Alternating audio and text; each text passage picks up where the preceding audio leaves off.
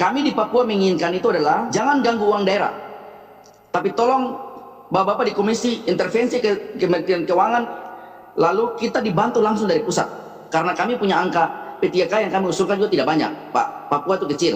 BIM salah BIM 4.000 diterima, jadi tidak boleh tawar. Kalau tawar lagi masih ada masalah lain.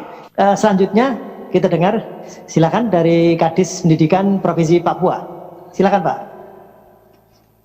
Bapak Ketua Panja, seluruh anggota Panja Komisi 10, Panja tentang PGTKH, ASN, kami mungkin dua hal Pak. Pertama, semua file yang diminta oleh Panja kami sudah siapkan dalam bentuk fisik tapi juga bentuk file. 3 karton kami bawa. Yang kedua, ada 8 pertanyaan yang diberikan kepada kami. Jawabannya juga sudah ada mungkin di Bapak Pimpinan. Mungkin 1-2 hal saja kami menyampaikan tentang pendidikan secara umum di Papua. Tentang skema pengangkatan guru GTK dan honor. Kami di Papua itu ada 2 undang-undang yang kami gunakan.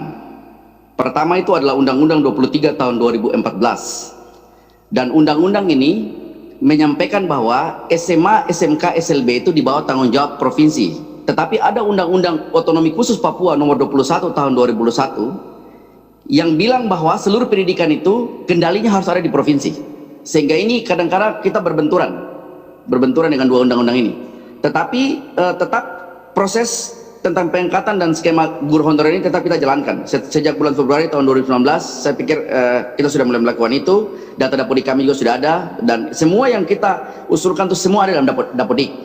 Apakah tata kelola pemerintah pusat dan pemerintah daerah efektif? Ya, saya kalau mau sampaikan bahwa memang selama ini berjalan belum efektif dengan terbenturnya 2 undang-undang ini. Kita memakai 2 undang-undang.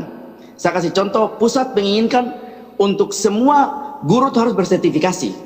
Tetapi Otonomi Khusus Papua bilang semua guru yang hari ini nyata sedang mengajar di lapangan, dia sebenarnya dapat diberikan sertifikasi. Seperti itu. Ini hal-hal yang membuat sehingga kita sedikit berbenturan. Tetapi koordinasi saya pikir tetap jalan. Standar kompetensi, saya pikir ini hal yang terjadi di mana-mana dan ini kami tidak rubah. Tetap standar ini kita pakai. Standar yang dipakai juga di daerah.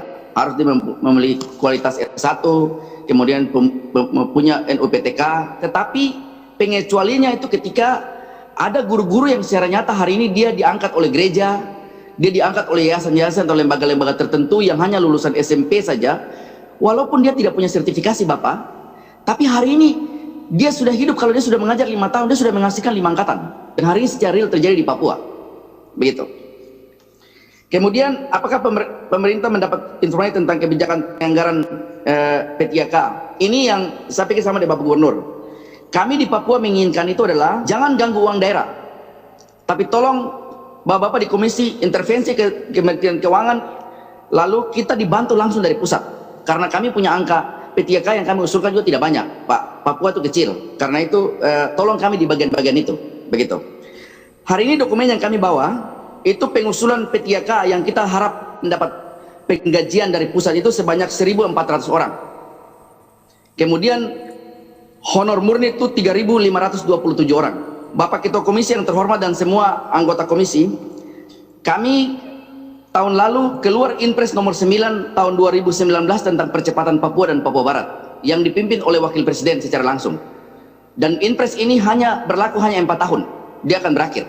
Karena itu dalam beberapa diskusi kami dengan teman-teman eksekutif di pusat, tapi hari ini diskusi itu juga kami ingin menyampaikan kepada Komisi 10, khususnya Panja, bahwa kalau waktu Inpres 9 tentang percepatan Papua dan Papua Barat hanya 4 tahun, maka sebenarnya ketika Papua mengusulkan sesuatu untuk percepatan pendidikan, percepatan pembangunan, harusnya jangan ditawar. Kasih contoh begini, pendidikan di Papua itu kita 57 atau 60 indikator kami tertinggal dengan daerah Jawa, 60 indikator.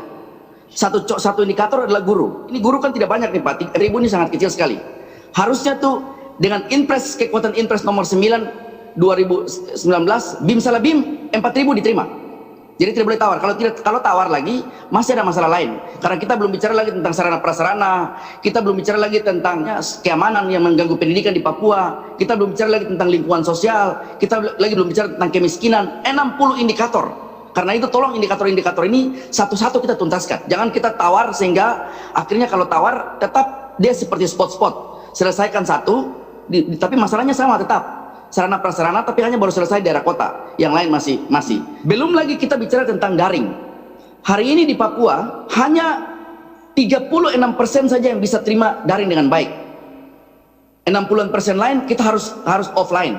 Sementara itu, pusat punya program tentang asesmen nasional ini harus kita lakukan. Sedangkan asesmen nasional hanya bisa dilakukan bagi sekolah-sekolah yang sudah pernah melakukan UNBK, ujian nasional berbasis komputer. Yang lain tidak bisa. Karena kami sangat tergantung kepada jaringan internet. Ini baru pasang jaringan, tiba-tiba ada masalah lain lagi. Karena itu dalam beberapa percakapan kami dengan teman-teman di pusat, kemarin kami menyampaikan terima kasih, kementerian menyiapkan kuota gratis, tapi itu hanya berlaku untuk mereka yang ada jaringan. Bagaimana dengan mereka yang tidak punya jaringan? Karena itu kita dorong supaya pusat juga menyiapkan dana untuk pencetak buku-buku secara langsung, tapi juga dana-dana cash yang guru-guru bisa pergi dan menyelesaikan kegiatan-kegiatan yang langsung ke anak-anak murid.